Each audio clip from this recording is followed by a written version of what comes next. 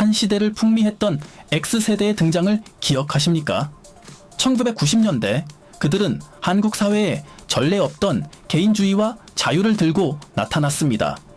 서태지와 아이들에 열광하고 압구정동 오렌지족이라는 이름으로 소비 문화를 주도하며 기성세대의 권위주의를 온몸으로 거부하던 이들이 바로 지금의 40대입니다. 그들은 스스로를 늙지 않는 세대, 즉 영포티라고 불렀습니다. 트렌드에 민감하고 젊은 감각을 유지하며 꼰대가 되지 않겠다고 다짐했던 세련된 중년의 상징이었죠. 하지만 2024년 현재 영포티라는 단어는 더 이상 선망의 대상이 아닙니다. 오히려 젊은 척하는 꼰대 혹은 위선적인 세대라는 조롱과 혐오의 꼬리표가 붙은 채 급격한 몰락의 길을 걷고 있습니다. 가장 찬란했던 신세대가 어쩌다 이토록 처참한 평판의 벼랑 끝으로 내몰리게 된 것일까요? 그 이면에는 경제적 불균형과 세대 간의 가치관 충돌, 그리고 자기 객관화의 실패라는 복합적인 드라마가 숨겨져 있습니다. 먼저 우리를 둘러싼 차가운 숫자들을 들여다봐야 합니다. 영포티의 몰락은 단순한 감정의 문제가 아니라 철저히 데이터에 기반한 구조적 균열에서 시작되었습니다. 2022년 통계청 자료에 따르면 20대 가구의 평균 순자산은 40대 가구의 고작 18.08%에 불과합니다. 2015년과 비교했을 때 이 격차는 더욱 처참하게 벌어졌습니다.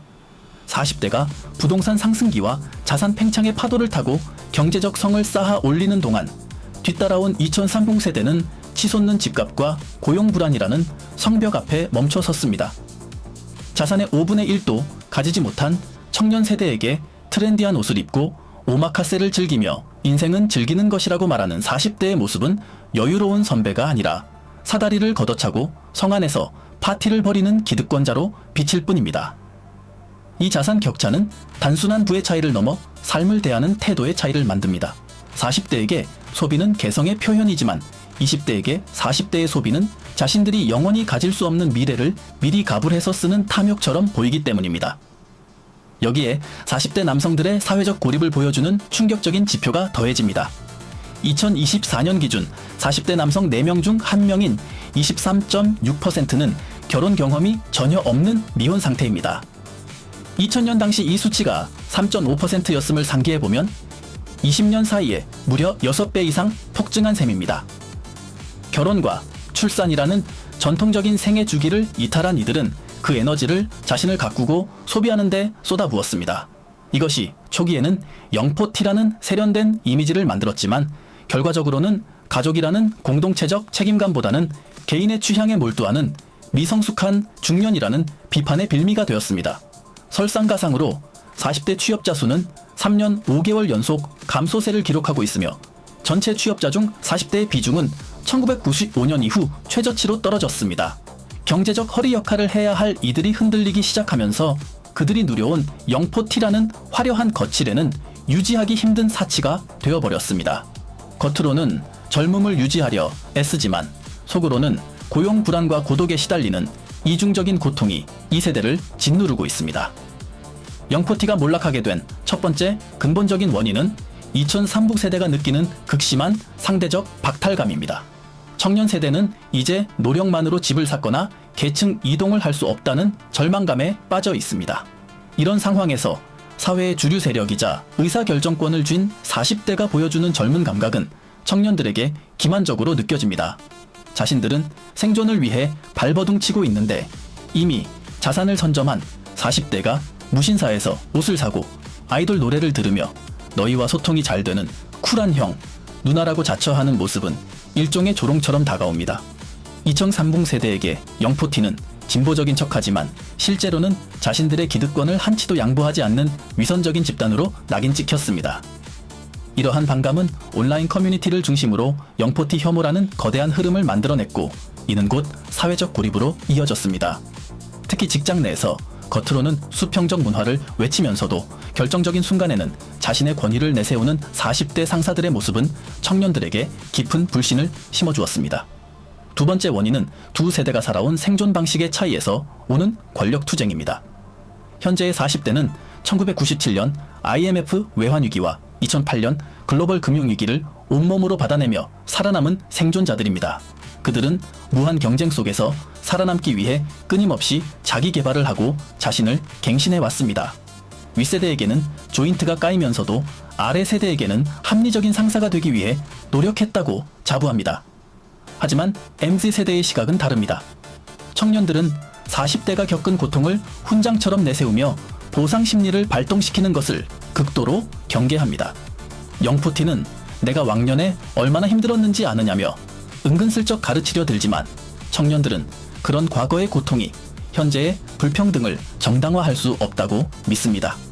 과거의 고생을 근거로 동등한 대우나 존경을 요구하는 40대의 태도는 청년들에게 또 다른 형태의 꼰대질로 비춰집니다.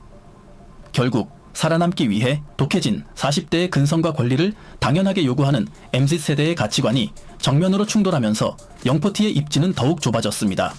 이들은 자신들이 피해자라고 생각하지만 정작 아래 세대의 눈에는 가해자에 더 가까운 위치에 서 있습니다. 세 번째 원인은 가장 아픈 지점인 자기 객관화의 실패, 즉 중년의 위험을 거부한 대가입니다. 영포티 세대는 나이 듦을 자연스럽게 받아들이기보다 어떻게든 청년의 범주에 머물고자 발버둥 쳤습니다.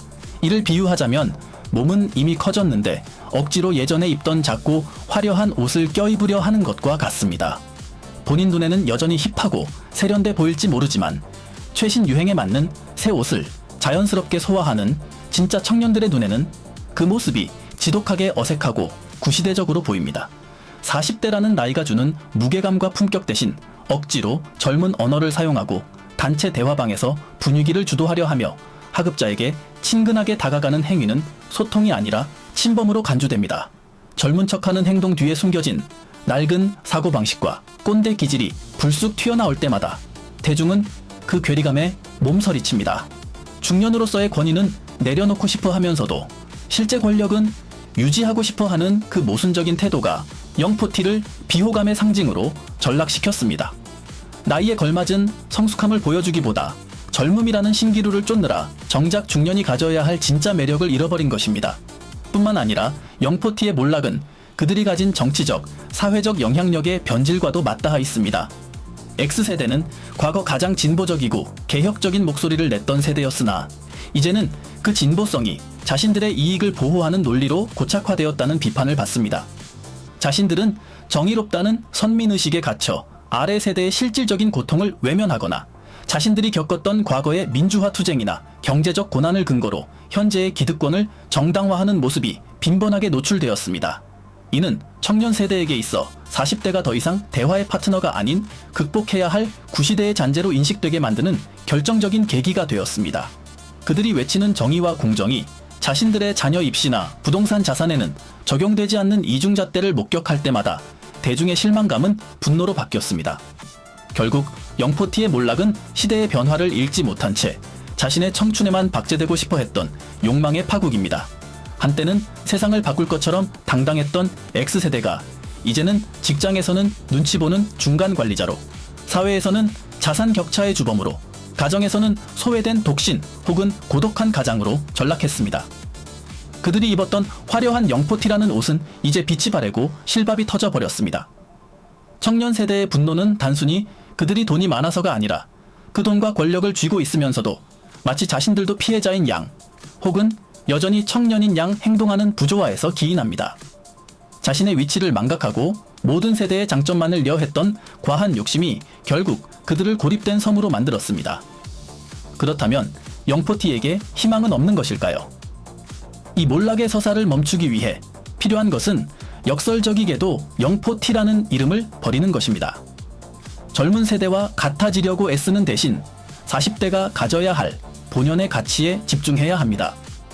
그것은 세련된 패션이나 최신 유행어를 섭렵하는 능력이 아니라 후배 세대에게 실질적인 기회를 열어주고 그들의 좌절에 공감하며 사회적 책임을 나누는 중년의 넉넉함입니다. 낡은 옷을 억지로 껴입으려 하기보다 지금의 체형과 나이에 맞는 품격 있는 새 옷을 찾아 입어야 할 때입니다. 스스로를 젊다고 규정하며 청년들의 영역을 침범하는 것이 아니라 청년들이 마음껏 뛰어놀 수 있는 운동장을 만들어주는 어른의 역할을 찾아야 합니다. 영포티의 몰락은 우리 사회에 중요한 질문을 던집니다. 한 세대가 젊음을 독점하려 할 때 사회는 어떻게 경색되는가? 그리고 진정한 소통이란 무엇인가에 대한 질문입니다. 40대는 이제 스스로를 영하다고 세뇌하기를 멈추고 자신들이 쌓아온 경험과 자산이 다음 세에게 어떤 그늘이 되어줄 수 있을지를 고민해야 합니다.